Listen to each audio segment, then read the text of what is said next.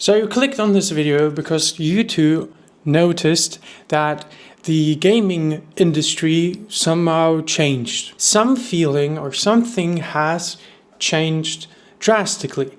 And it's not just that it's about the graphics, cards, the CPU, the RAM crisis, and AI and all of that. It's not just that. It's the innate feeling that something about the design or the concept or the general feeling about games, they have just changed.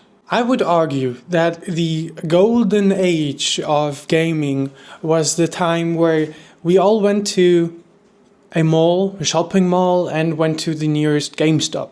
We always wanted to go to the GameStop. We look through the games, we pick one that has a really cool cover, then we turn it around, look at the pictures, and look if the pictures are interesting. And then what I did most of the times was I watched and looked out for the co-op mode so that you could play split screen, and that was a really good indicator for your mom buying the game, because either when I was with my mom or when I was with my father at the GameStop, I always showed them, look, we can play this game together. And not just that, it's also having the best time where consoles were overtaking the gaming industry. We had times where we just took our consoles with us, went into a room and just bought a bunch of snacks and played some game together for the whole night. And this changed. It changed. It's not that no one does this. It's not that just we're too lazy to do this. It more or less started to be that you can't anymore. You just can't. What game do you want to get to play together? There's no split screen. You always have to pay $80 per game. And are there even games that you can play together just normally in a split screen? I would say the next big thing were probably the games where you could just play pretty awesome things online together. I think Fortnite in 2016 when it came out was amazing. Like, everyone played it until something changed again about it, so that many people who also got older just dropped and stopped playing it. We also saw changes in general, that the gaming industry became a multi-billion market or something. Like, it got bigger than music and movies combined. The whole gaming industry is bigger than movies and music. I didn't know that. I just read it recently. I didn't know that. We don't have any digital. We don't have any physical stores anymore. No one goes to a GameStop. I don't even know where the next GameStop here is.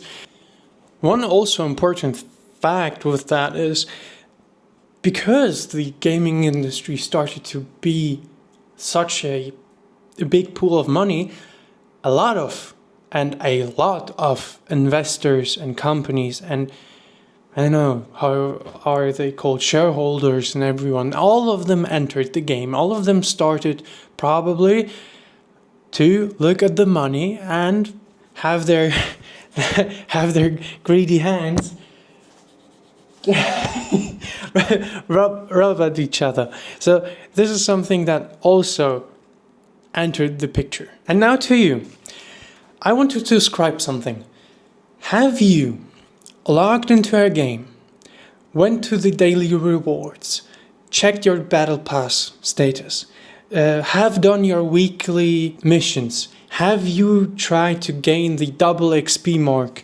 Have you done these things because you wanted to play the game, or because it would disappear the next day or next week so that you could get your money's worth?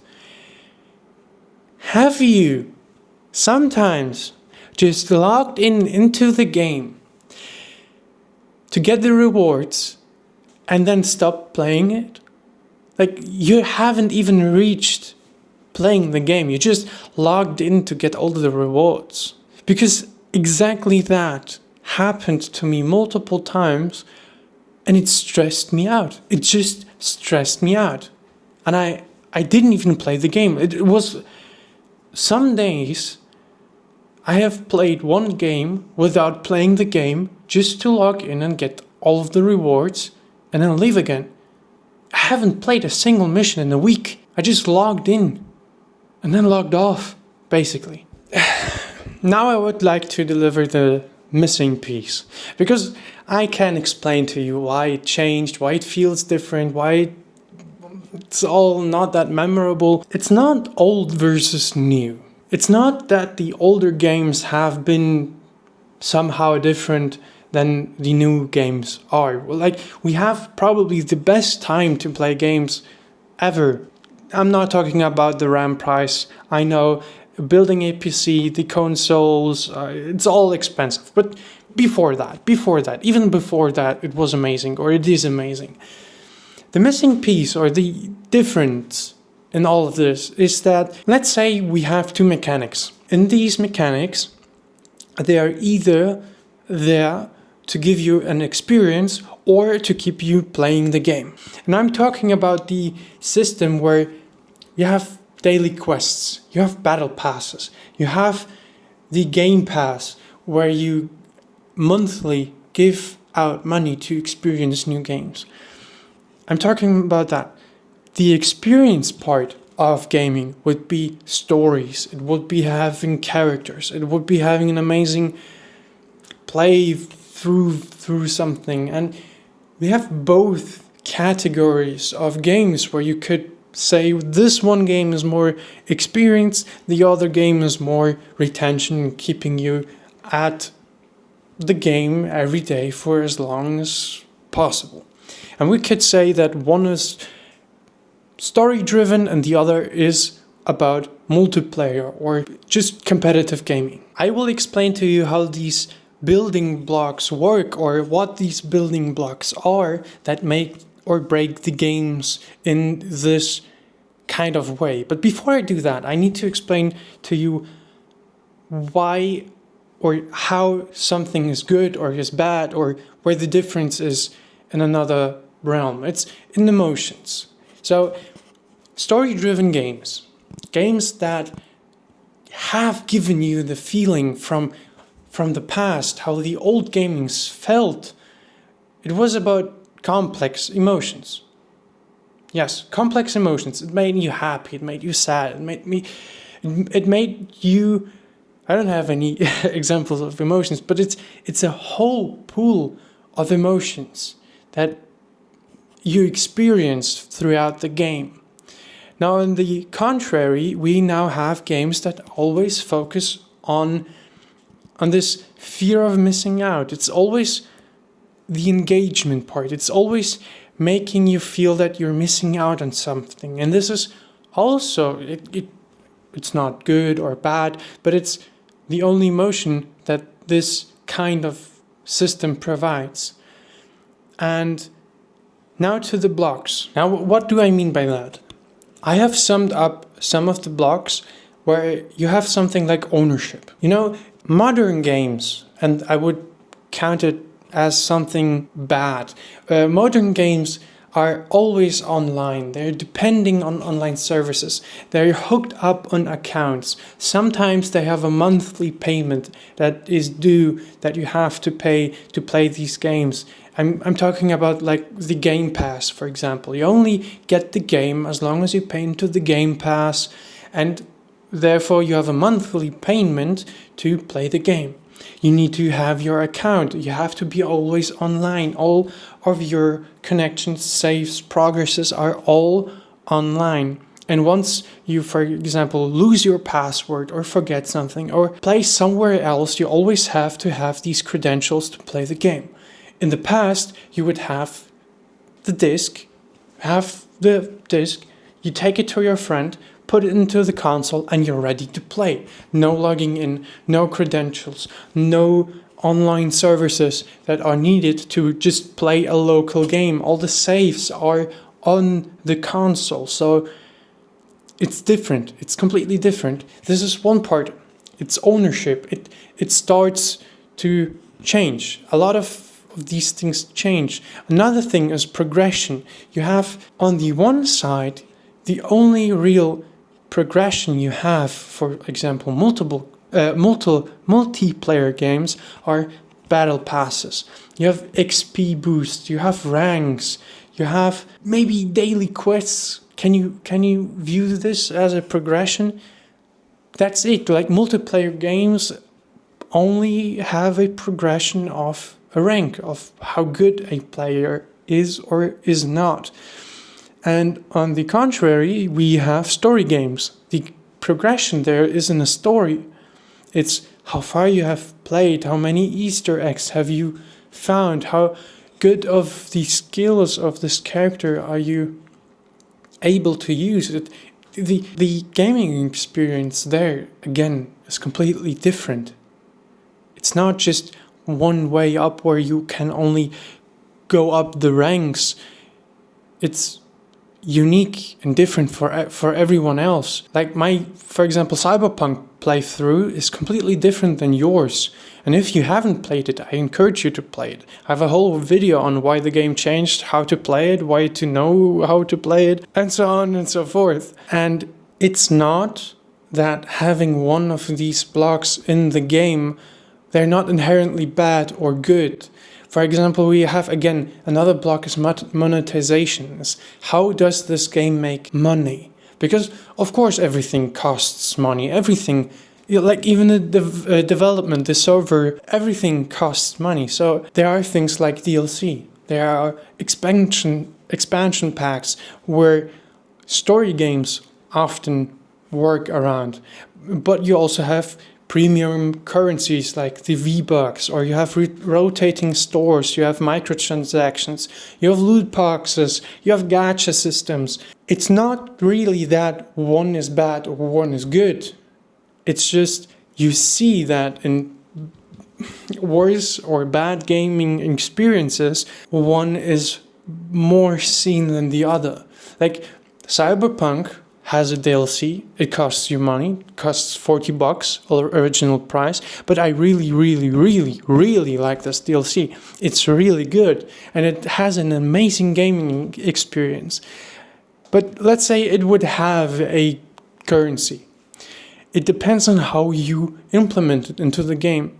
For example, again, EA, we all know the memes of whatever you do in an EA game, everything is a DLC. Like, you buy the game so that you can buy the DLCs. This is a bad implementation of this concept. And again, one other, and this would be the last block that you can really give a nice example to it. You have story games.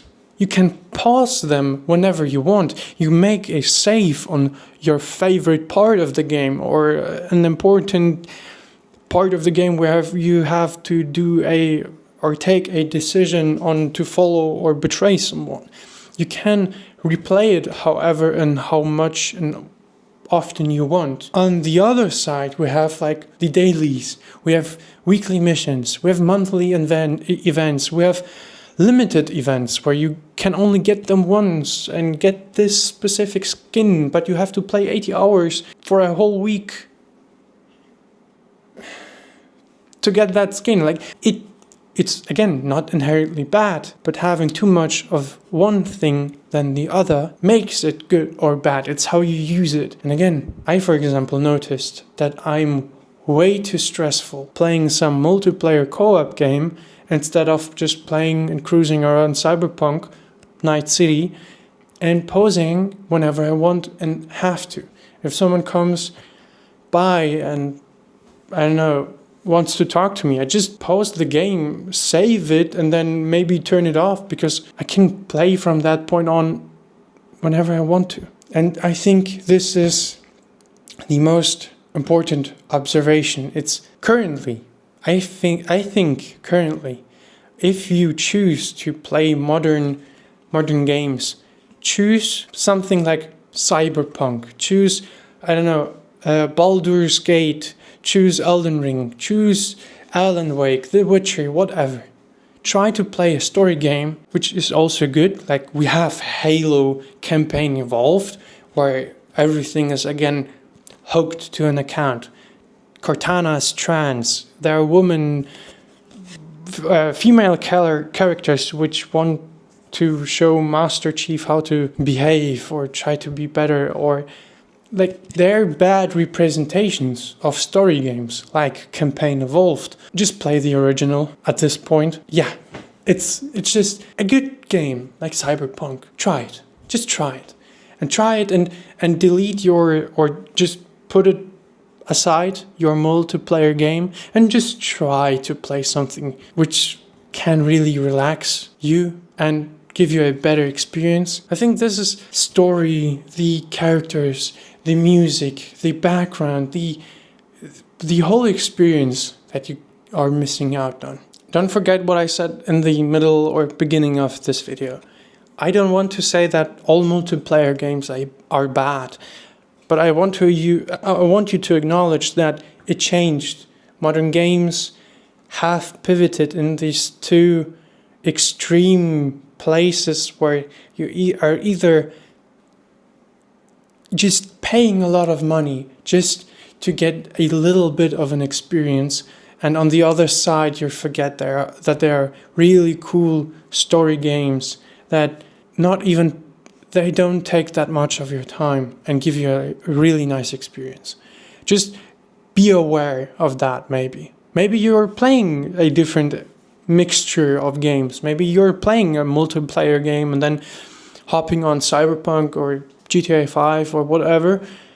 But just acknowledge and understand that maybe on the times where you are sick of gaming and you're sick of playing whatever you are currently playing, Overwatch, and you're sleeping bad and you have a bad sleeping rhythm and you can't sleep, you're always stressed and you don't want to talk to no one, it may be that you're playing at certain games which are actually designed to stress you a little bit. Take your time, let your whole emotions bubble up on only fear of missing out. Just acknowledge it. Be aware of it. Be aware of how a game is created, because your engagement into different games, you paying money to a company will create these types of games more. This is how we see, for example, Halo Campaign Evolved.